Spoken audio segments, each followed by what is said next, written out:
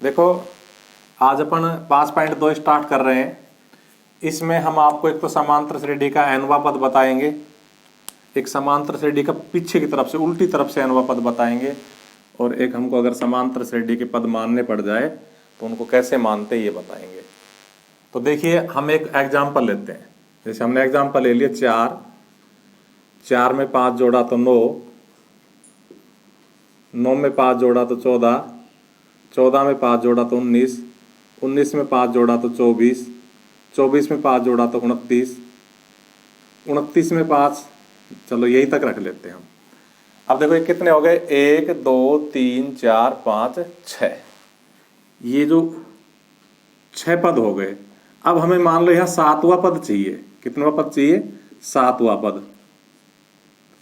तो हम इस 29 में 5 जोड़ देंगे। कितना जोड़ देंगे? 29 में 5 जोड़ देंगे, 34 आ जाएगा। लेकिन मान लो हमारे बीच के पद गायब कर दे, इनको गायब कर दे, तो हम 14 में कितना जोड़ेंगे नहीं पता। और मान लो इनको भी गायब कर दे, हमें बिना जोड़ जोड़ के डायरेक्ट ज्ञात करना है ये 7वां पद। तो हम उसके लिए फॉर्मूला बनाना चाह रहे हैं। तो देखो, हम ये देखेंगे कि इस पहले पद में, प्रथम पद में 4 में कितनी बार 5 जुड़ा। 1 बार, 2 बार, 3 बार, 4 बार, 5 बार और 6 बार, क्योंकि 29 में 5 जुड़ के 6ठी बार 34 आया। अब अगर हमें 7वां पद डायरेक्ट चाहिए तो इसका मतलब ये जो 5 है ये कितनी बार जुड़ा है? 6 बार जुड़ा है, तो 6 से गुणा कर देंगे जी। 5 को ऐसे 6 बार जोड़ लो, है ना। 1 2 3 4 5 6, वही 30 आएगा। 6 पंजे 5 छंग 30, 1 2 3 4 5 6, 6 पंजे 30, और जी गुणा कर लो, वही 30 आएगा। इसका मतलब अगर हम इस एम में 4 में 30 जोड़ दे तो 34 आ जाएगा डायरेक्ट। तो निष्कर्ष क्या निकला? हमारा निष्कर्ष ये निकला कि जो हमारा अंतर होता है समांतर श्रेणी का, इसमें 5 5 जुड़ता जा रहा है, उसको जितनवां पद ज्ञात करना है उससे 1 कम करके गुणा करके जोड़ दे तो हमारा पद आ जाता है।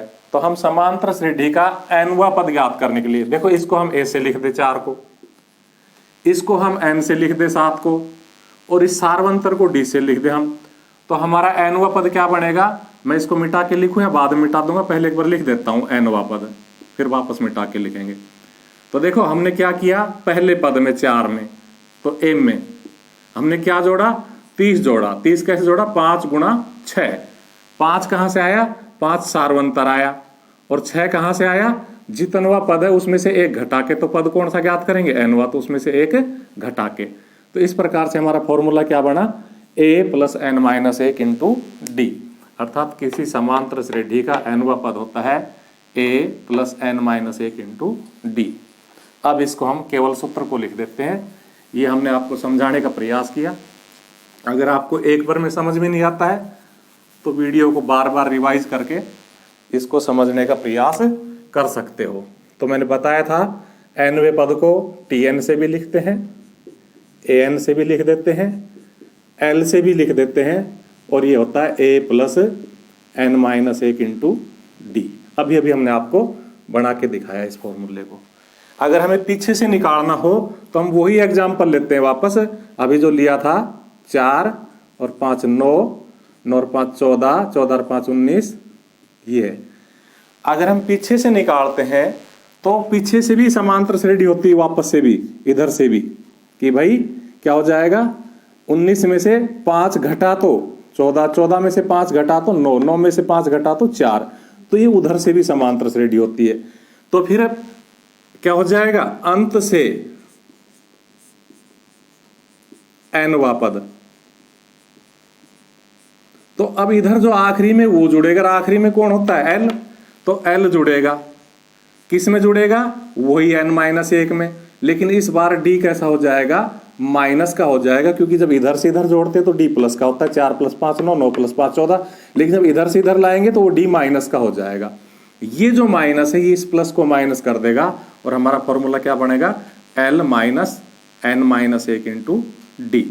तो ये हमारे 2 फॉर्मूले हुए जो हमें याद रखने हैं। इसके बाद हम, तो अगर समांतर श्रेणी में हमें पदों का चयन करना पड़ जाए, हमें पद मानना पड़ जाए, तो कैसे मानेंगे? अगर 3 पद मानने पड़ जाए तो हम पहले पद को क्या मानेंगे, a माइनस डी, दूसरे पद को मानेंगे a और तीसरे को मानेंगे a प्लस डी। और अगर हमें 4 पद मानने पड़ जाए तो पहले को मानेंगे a माइनस 3d,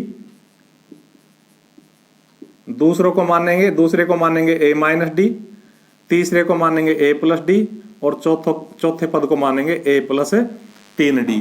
इससे क्या होगा, जब हम इनका कोई समीकरण में जब कोई रिलेशन देगा तो उसमें हमें जोड़ करना पड़ेगा, तो 3d से 3d कट जाएगा, d से d कट जाएगा। इस तरह से मानना हमारे लिए आसान रहेगा।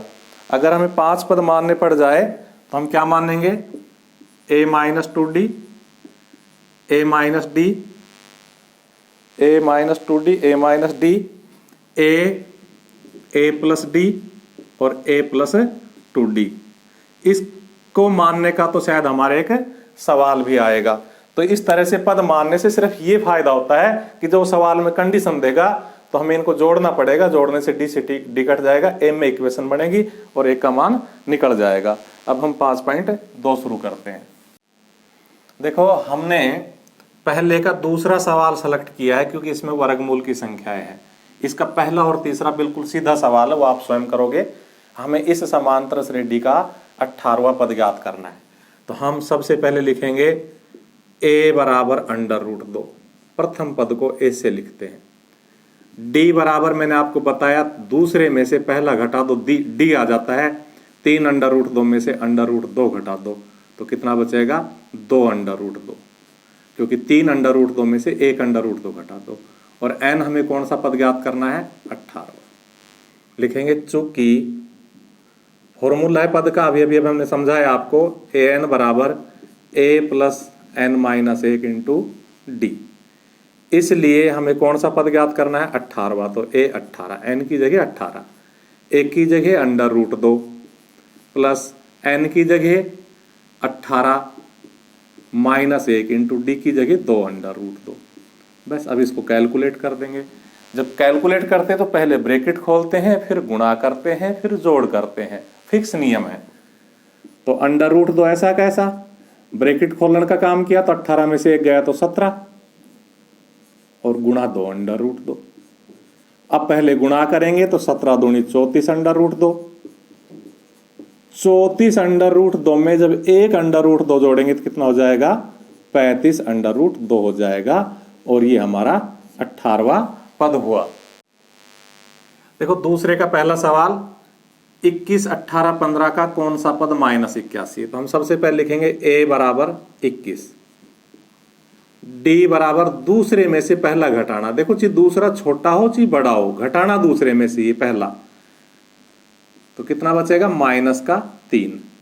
और कौन सा पद माइनस 81 है, अर्थात हमसे दे दिया an बराबर माइनस 81, तो हमें n का मान ज्ञात करना है। लिख लेते हैं यहां से भले ही जी कि माना nवां पद बराबर माइनस 81। इस तरह से हम an बराबर माइनस 81 लिख लेंगे। an के नीचे an का फॉर्मूला रख देंगे, a plus n minus 1 into D बराबर माइनस 81। एक का मान 21 इक्वेशन में से पुटअप कर देंगे ऊपर से, प्लस n का मान हमें ज्ञात करना है और d का मान माइनस का 3 बराबर माइनस 81। अब ये समीकरण बन गई, ये हमें हल करनी आनी चाहिए।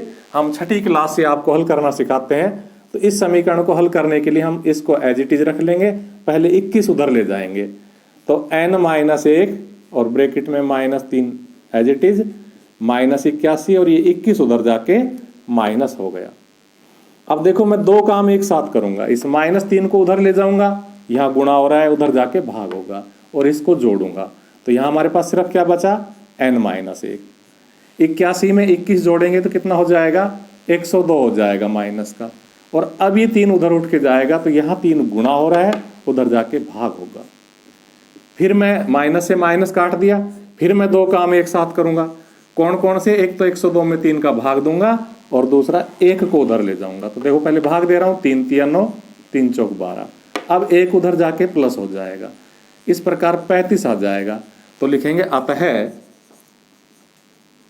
माइनस 81 है बराबर 35वां पद। उसने यही पूछा है कि -81 कौन सा पद है, तो हमने क्या लिखा कि अतः -81 है बराबर 35वां पद।